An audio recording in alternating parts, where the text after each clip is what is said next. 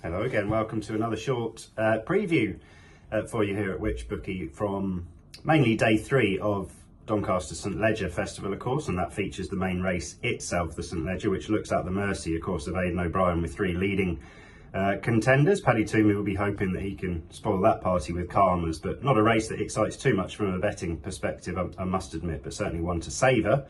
On the rest of the Doncaster card, the other sort of big betting race of the day is the Portland Handicap, which features a couple of horses that I'm always interested in at the minute because they're informed sprinters, the likes of Eternal Sunshine and Jordan Electrics, but not sure conditions and race setup suit either of those two, so probably going to be passed over. In terms of potential betting interest, obviously we need to see how day 2 pans out in terms of ground and track, etc. Speaking on the morning of day 2, of course, this is. But I do think in the Champagne Stakes at 150 that there's a couple of interesting and likely types, horses that are unbeaten in 1 or 2 racecourse starts. But the Aidan O'Brien Ballydoyle representative, Puerto Rico, who's priced up at around about 8 to 1, 17 to 2, I think, is a horse that he's a 5-race maiden, but he's got a good level of form. And I do think this step up to 7 furlongs on potentially ground with a bit of dig in it could well suit him. So he might be on the list. We'll have to see when we get the full rundown of potential bets on Saturday morning, of course, on whichbookie.co.uk. But the Champagne Stakes at 150, a potential option in terms of a bet. Moving on to the Park Stakes at 3 o'clock, and I do think a probably likely bet in here actually is the Marvel Man, Andrew Boulding's 3-year-old in here. It's a Group 2, obviously eligible to 3-year-olds and older, but Marvel Man is a horse who he's quite a big leggy type, and I think he's taken a bit of time to come to himself, but he does handle soft or heavy ground, which he showed as a 2-year-old, and then he's gradually been getting better and better this season with his 3 racecourse starts, and he was 3rd behind More Thunder last time out in the Hungerford, which I thought was a really good run actually. He did best of those away from the main group in the centre of the track that day, and I thought that another step forward, and he could be a real player here in the Park Stakes at 3 o'clock on Saturday. That's Marvel Man for Andrew Boulding, his 3-year-old. And then the rest of the Doncaster card potentially tricky, but obviously we've got first day of Irish Champions weekend as well over at Leopardstown, and there's some fascinating racing going on over there, some really good competitive contests, which you'll also see run into the Curragh on Sunday as well. And the first one that sort of caught the eye was the Group 3 at 350 at Leopardstown over 1.5 miles. A horse here I've got a lot of time for, Convergent, for Carl Burke and Clifford Lee. I thought he should be close to vying for favouritism, and he's not, by probably 1.5 points or 2. So he's potentially a bet. The ground will be very much good for him. He likes it soft. If they do get a few more showers, then I think that'll be good for him. There's also one at a wild price in here, 40 to 1 and plus. It's a Heartbeat. John O'Donoghue's 3-year-old filly. Only won a handicap at the Curragh last time out, but did so in a really quick time for the card that day. So she might be worthy of some small each-way interest. And if the ground did happen to get very testing, there's 2 potential bets as we go through the card at Leopardstown. Obviously, we need to keep an eye on the forecasts. But in the 425, the Matron Stakes in here, big fan of Sparks Fly in very testing conditions. She's not really properly had her ground as yet this year, but when she does get it, she's very, very good, and she could just surprise a few people at the prices. And so too could in the Champion Stakes itself. Hot as Hell for Jesse Harrington, another horse who does love it when the ground is very much on the easier side. Again, not properly had it this season, but run with credit. So a couple of horses in the middle of that Leopardstown card on Saturday that might well be worthy of some interest if the forecasts go their way. But for the remainder, enjoy. I'll be back tomorrow. Oi, oi, hello and welcome back to another Doncaster St Leger preview. We're on to Saturday, day 3 of their 4-day meeting. I've also got a bit of interest at Leopardstown too. So you've already heard Will Smith's thoughts. I'll run you through my fancies at Donny, but I'm going to kick off with that race in Leopardstown first. As always, there's a link in the description for our final thoughts, our best bets for each of the days, our tips that go up on the WhichBookie website. So the link's in there. You can click those. Will's will normally be up the night before. Mine will typically be up at 8 a.m. on the day of the races. Will's will definitely be there the morning of the racing too. So you can check those out for our final thoughts. But early thoughts here looking at Saturday's action. So the 350 at Leopardstown sees a couple of British Raiders going over to nick a group race. Al Arzi is in at 2-1 at the head of the market. Convergence in there too for Carl Burke and Clifford Lee, who looks like a horse who's on an upward curve, gets weight from Al Arzi, and on official figures after his German Derby run last time out, looks like he probably would be the one to side with. But he has got to prove it at this level. I do respect his chances. I do need to have a little bit more at what the ground's going to be at that point. We've got some wet weather coming in this weekend and to see how the market settles out a bit. But I'm still team Al Arzi in this instance. 2-1 looks okay to me. Now, unfortunately, the incident with Jim Crowley means that he won't be atop this horse, and he's been such a good jockey for Al Arzi. They've been phenomenal in their last couple of starts. He just looks like he's back to his old brilliant best, and his best is more than good enough to take this race. Now, the previous jockeys that have ridden him, I feel like I've had excuses. I think it was Tom Marquand at Newbury rode him when he got beaten by Phantom Flight, and he just got beat by a better horse in the day. When Kieran Fallon Jr. rode him behind Al Kareem at Ascot, he gave him a terrible ride. He was well out the back with him.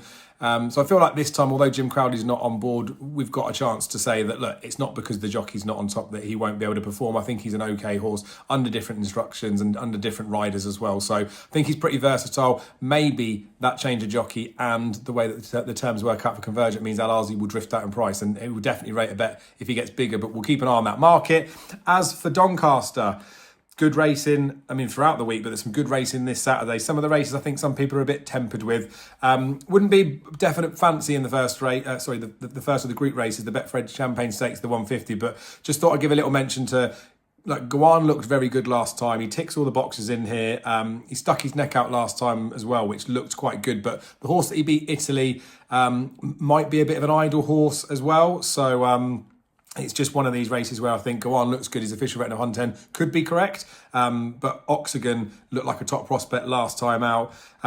He beat a horse that was gelded since, came out and won, and is now rated 91. So in terms of me saying Gawan is 110, off the back of maybe beating a horse that doesn't really put himself in there, for all that they were miles clear, Oxygen's slammed a horse that is now rated 91, has been sort of gelded since. But yeah, looks a good race between the two of those. I would want to leave that race alone, but cracking race to watch. Another race that I'd probably want to maybe watch, and so a selection won't pip up on the screen, but I just want to mention a couple of horses in the Portland. Jacaro ticks loads of boxes in here. First time cheat species with Jamie Spencer on board. Just has one win, I think, so that tempers enthusiasm. And Jordan Electrics has a nice draw, I think, to work from. He's been mentioned in loads of previews of late. 8 of the last 10 winners ran at 5 or 5.5 furlongs last time out. That's not a box ticked for Jordan Electrics, but I'm being pedantic there. He's got to have a massive chance, but he probably is about covered in his price at 11-1. That's probably about where it sits. Like if you ran this race like 11 times, I think he'd probably win this, but you might be playing for place money. So let's see where his price goes out in there.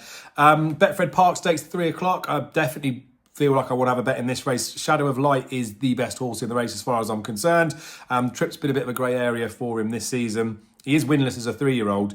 He's posted 119 and 114 RPRs this season in 2 of his contests, though, so they're pretty good. They cited him as a bit of a speed horse last year as a 2-year-old. Then they've mentioned the St James's Palace Stakes early this season. I feel like in the midst of all that, where it's been the grey area on his trip, 7 furlongs is about right for him right now. No Buick can sometimes cause a concern as well, but that peak RPR in the 2000 Guineas came under another jockey, and then Harry Bentley won on him nicely last season before his Group 2 defeat back under Buick. I think the ground's going to be absolutely perfect for him. He does not have an excuse to not win this race, in my opinion, Shadow of Light. So, he's 7-4 at the moment. That looks a cracking price to me. So we'll see how that holds up for Saturday. In the St Ledger itself, I really need to wait till nearer the time of this one because I couldn't really have Lamborn on his last run, but I can excuse him because of the ground. Sean Levy did ride the winner of this race last year. I feel like he might have had first choice of the O'Brien contingent, and you wonder what sort of input Ryan Moore's had in telling the jockeys who they're going to ride. But no, there may be some information out there about how the decisions were made aside from that. But if it's a bad weather and the ground gets really easy, then Lamborn is a Derby winner. You can forgive him the last one, and Aidan O'Brien often has horses that flop that come back and run really well after. So as much as I'd put a line for him, there's reasons to not do that. Scandinavia's got no form on slower than good ground though. Would be my preference of the 2 horses, hence why he is in the market.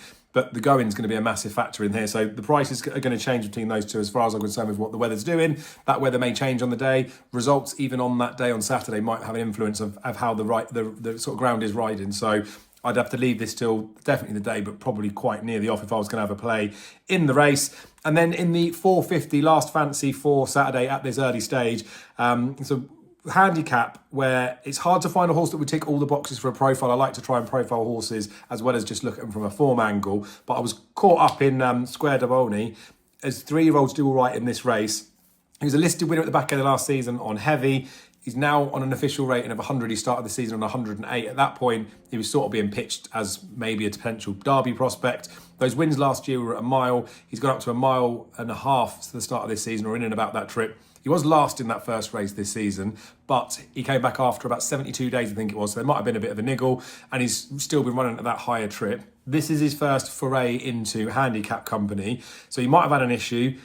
He's got good form at 1 mile. He handles ease in the ground, and I do think this being his handicap debut, about 14 to 1 top price he is, looks like he could be overpriced. So he might be one that I think is worth chancing with risks attached at a bit of a price in that race, but we'll see how prices hold up. So that's thoughts for Saturday's racing. We'll be back again with another video because we've got Doncaster going into Sunday, but there's also some great racing over in Ireland. As I say, there's a link in the description for the website with our final selections each day of the racing, so you can click on that. Same link every single day. We update the tips daily on there. Drop a like on the video if you do like the content. It helps us out with that. Drop a comment with what your best bet may be for Saturday, because plenty of you will be watching this, and some of you might want to stick some lucky 15s or bets with sort of cumulative selections in there. And it's always nice to know what you guys think, whether it's in agreement or disagreement. That's all good. And also, please make sure you're subscribed to the Whichbookie YouTube channel. That helps us out loads. We've got the majority of you that watch this that aren't subscribed, so if you can do that. We've got loads of big racing content coming up. Jump season's just around the corner, and there are a few surprises in store there. Thank you so much for your support. We will see you again tomorrow.